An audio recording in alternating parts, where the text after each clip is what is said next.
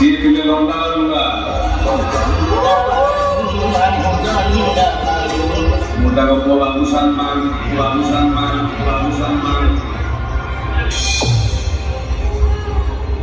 बाबूशाह आम समस्त प्रिय हीरो नंबर 1 तन्मय महांती सिनेमा दुनिया रे पाद दियंती तांकर प्रथम सिनेमा